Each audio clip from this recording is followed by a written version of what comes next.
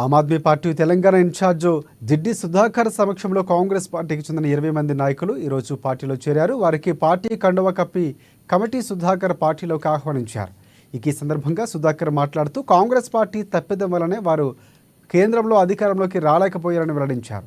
హైడ్రాను మేము స్వాగతిస్తున్నాము, హైడ్రాకు మేము వ్యతిరేకం కాదు, పేదవాళ్ల ఇల్లు కూలుస్తూ ఉంటే చూస్తూ ఊరుకోబోమని సుధాకర్ తెలిపారు. ఎందుకు అన్ని విధాలుగా చర్యలు తీసుకుంటున్నామని పేర్కొన్నారు. రానున్న బల్దియా ఎన్నికల్లో ఈసారి ఆమ్ ఆద్మీ పార్టీ జెండా ఎగురవేస్తుందని ధీమా వ్యక్తం చేశారు.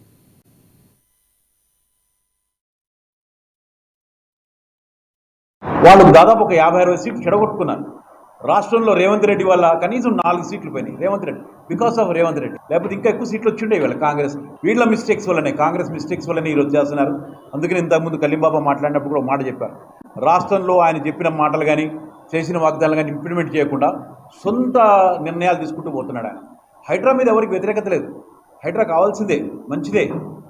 కానీ ఇది సిస్టమేటిక్ పద్ధతిలో పోవాలి. మూసీలోకి వెళ్ళి అంటే అది హైడ్రాకి సంబంధం లేకపోయినా వాళ్ళని భయభ్రాంతులు చేసి వాళ్ళని ఎల్లగొట్టడం అంటాం. ఎందుకంటే నేను 30-40 సంవత్సరాల క్రితమే మూసీ పరివాహక ప్రాంతంలో ఉన్న స్లమ్ ఏరియాల వాళ్ళకి ప్రయత్నాలు చేసినాం.